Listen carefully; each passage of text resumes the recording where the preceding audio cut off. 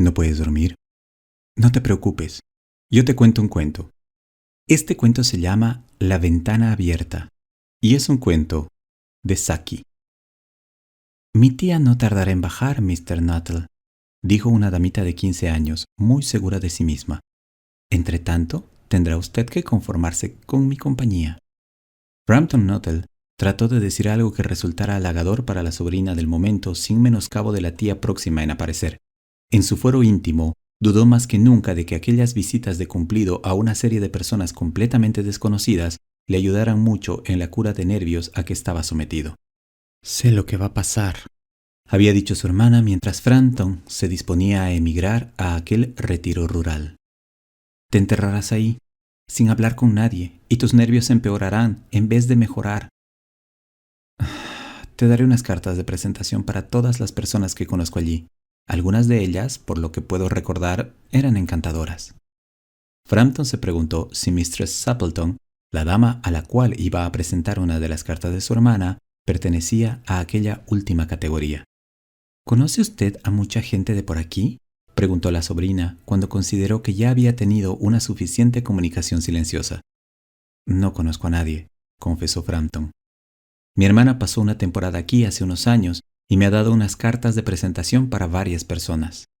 Hizo la última afirmación en tono de evidente pesar.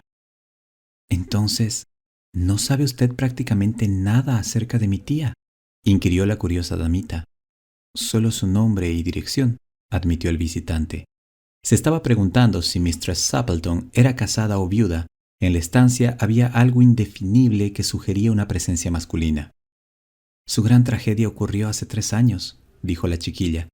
«Debió de ser en la época en que su hermana estuvo aquí». «¿Su tragedia?», preguntó Frampton. En aquel apacible rincón, las tragedias parecían fuera de lugar. «Tal vez se haya preguntado usted por qué tenemos esa ventana abierta de par en par una tarde de octubre», dijo la sobrina, señalando hacia un amplio ventanal que se abría al jardín. «Hace bastante calor para esta época del año», dijo Frampton. «Pero, ¿qué tiene que ver esa ventana con la tragedia?». «A través de esa ventana, hace 3 años, salieron a cazar el marido de mi tía y sus 2 hermanos, más jóvenes que ella. Nunca regresaron.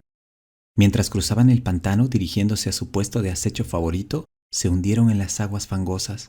El verano había sido desacostumbradamente húmedo y algunos lugares que otros años podían cruzarse sin peligro cedían repentinamente sin previo aviso. Los cadáveres no pudieron ser localizados. Eso fue lo más espantoso de todo. La pobre tía cree que su marido y sus hermanos regresarán algún día, acompañados por el perrito de aguas que se perdió con ellos, y que entrarán por esa ventana tal como tenían por costumbre hacer.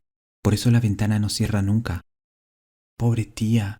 A menudo me cuenta cómo se marcharon, su marido con su impermeable blanco doblado sobre el brazo, y Ronnie, el menor de los hermanos, cantando «Bertie, ¿por qué saltas?», como hacía siempre para fastidiarla, porque ella decía que la canción le atacaba los nervios. A veces, ¿sabes? En los atardeceres tranquilos como este, tengo la horrible sensación de que de un momento a otro aparecerán a través de esa ventana». La chiquilla se interrumpió con un repentino estremecimiento. Frampton se sintió muy aliviado al ver aparecer a la tía, la cual se disculpó por haberlo hecho esperar. «Confío en que Vera le habrá entretenido», dijo Mistress Sappleton. «Me ha contado cosas muy interesantes», dijo Frampton. «Espero que no le importará que la ventana esté abierta», dijo Mistress Sappleton vivamente. «Mi marido y mis hermanos no tardarán en regresar de una cacería, y tienen la costumbre de entrar por la ventana. Han ido al pantano, de modo que quedarán mis pobres alfombras hechas un asco. ¿Qué le vamos a hacer? Bueno, ¿lo pasa usted bien aquí, Mr. Nuttall?». Mistress Sappleton continuó hablando alegremente de la caza y de lo que escaseaban las aves acuáticas últimamente. Para Frampton, aquella conversación resultaba horrible. Hizo un esfuerzo tan desesperado como inútil para desviar la conversación hacia un tema menos lúgubre.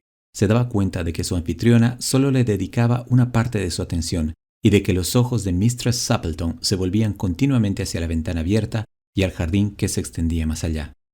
«Los médicos estuvieron de acuerdo en recomendarme un absoluto descanso, diciéndome que procurara evitar toda excitación mental y toda clase de ejercicio físico violento», anunció Frampton, el cual alimentaba la ilusión bastante extendida de que los desconocidos y los conocidos casuales están hambrientos de detalles acerca de las enfermedades del prójimo, de su causa y de su proceso curativo.